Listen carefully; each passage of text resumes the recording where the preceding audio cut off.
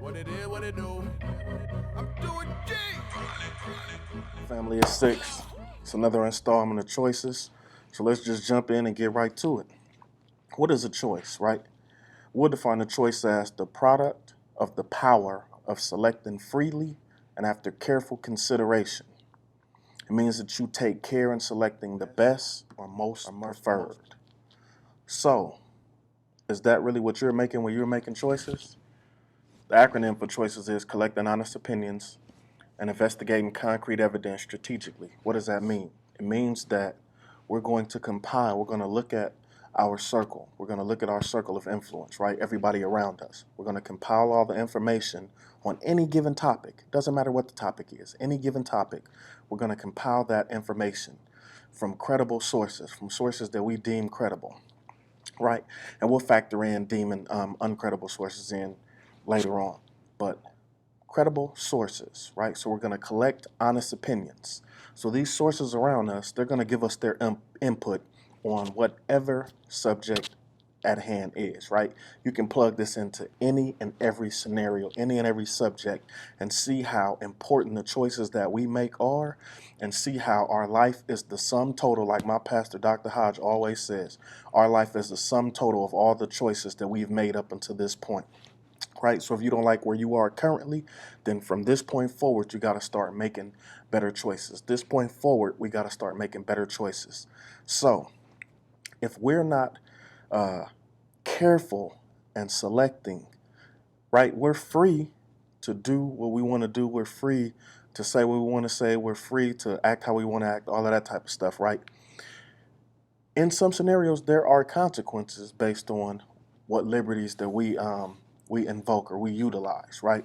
So, when we're collecting honest opinions, we're looking at people who are around us, who we have the ability to tap into the information that they have, and we're investigating concrete evidence strategically.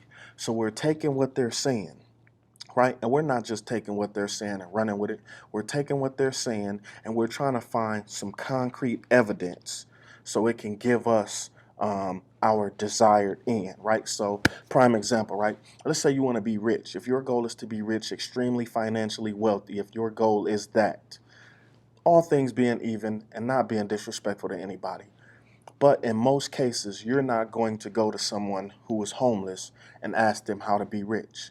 If you do go to someone that is homeless and you are talking to them about finances, most cases, the smart person or the wise person is figuring out what not to do to end up in the position that this homeless person ended up in, right?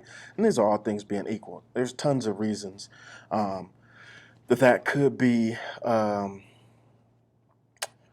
that could be overwritten by circumstances, right? And what I mean by that is this: in college, I remember there was this man that we thought this dude was a bum, right? He used to wear a trench coat, used to wear glasses with no lens, no just the frames, no lens, and he used to talk to himself, right?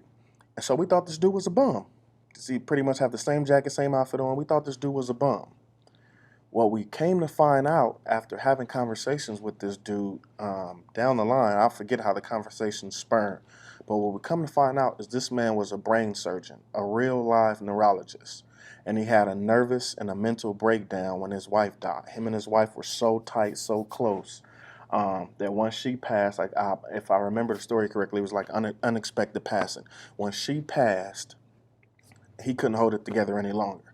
So yeah, those are the oddballs. Those are the oddballs. But in most cases, if your goal is to be financially wealthy, you're looking at people who exhibit financial wealth to you. So unfortunately, you're looking at the way people dress, right? You're looking at the cars that people drive. And those might be good indicators, they might be. Instagram and social media in general can make people look a whole lot wealthier than they really are. But you'll start there, right? You'll start there to collect honest opinions. So if you go up to somebody who's driving a brand new BMW or brand new Benz, um, and you ask them, what do you do for a living? And they say, yo, I'm a gas station attendant. That may not be your idea of wealth, right? That may not be where you want to go. The car might have been an indication to get you to talk to that person. but that might not be where you want to go with it, right? You might be looking for a real estate investor. You might be looking for a doctor, a recording engineer, a manager, somebody that runs a Fortune 500 company or what have you. So you're collecting honest opinions, various opinions about wealth. What are people saying about wealth, right? You're compiling all this information. You're laying it all on the table, right? And as you talk to more people, as you find out more things, you're laying all this information on the table, and then you're investigating concrete evidence strategically, right? So then you're looking at the dude who was driving a brand new Beamer that said he was a gas station attendant, right? Then you're looking at what kind of money he really makes. Oh, he's the manager at the gas station, so he makes about 60 grand. Oh, yeah, that's cool money. But you might want to do 200 grand a year, right? So you're looking for people who hit that mark or hit close to it, right? You're looking at the real estate investor. You're looking at the doctor over here. You're looking at somebody that runs, a very successful nonprofit company that helps homeless veterans or whatever, right? You're looking at all of these things and you're compiling this information, and then you start to dive in and dissect what's going to be best for you, right?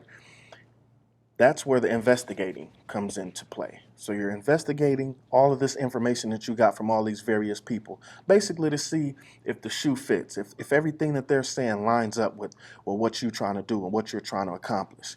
And you're being strategic about it because remember, at the end of the day, your goal is to be financially wealthy, right? And I'm just using financial wealth. It could be anything, right? We can flip the script and we can say, my goal is to have a healthy relationship with my parents in this scenario, right? So in this scenario, if your goal is to have a healthy relationship with your parents, what you're going to do is you're going to look at folks who have a healthy relationship with their parents that you know, and you're going to look at folks who don't have a healthy relationship with their parents that you know. You're going to ask questions. You're going to find out information. You're going to lay all that information on the table. What are the folks that are doing that have a healthy relationship with their parents? What are they doing? The folks that don't have a healthy relationship, what are or aren't they doing to have a healthy or not have a healthy relationship?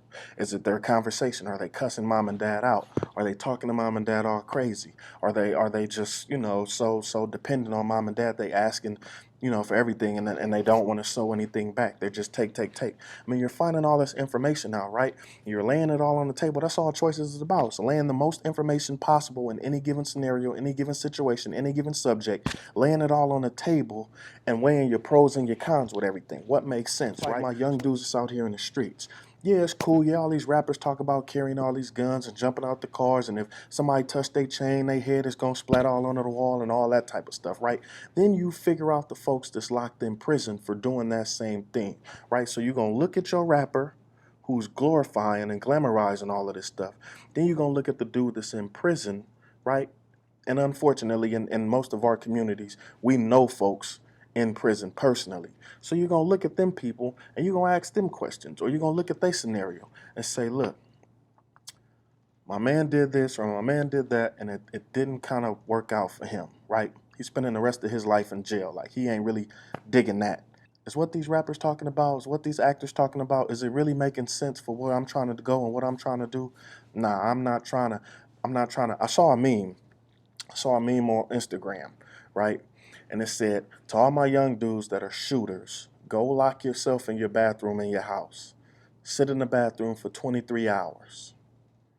And imagine yourself being able to exist in that bathroom for 23 hours for the next 20 years of your life. Just do it for 23 hours, one day, less than 1 hour, less than one full day. Go sit in that bathroom. Right? All you got in the bathroom is the toilet. You got the sink. You got the shower. The more larger size bathrooms, you might have the little countertop that you can kind of sit on and chill. But go hang out in your bathroom and see if that's the life that you're trying to live. If that ain't the life you're trying to live, then what these folks rapping about and glorifying and acting like is all, it in the bag of chips, you'll find out it ain't it real quick. That bathroom will get real small, real boring, real fast.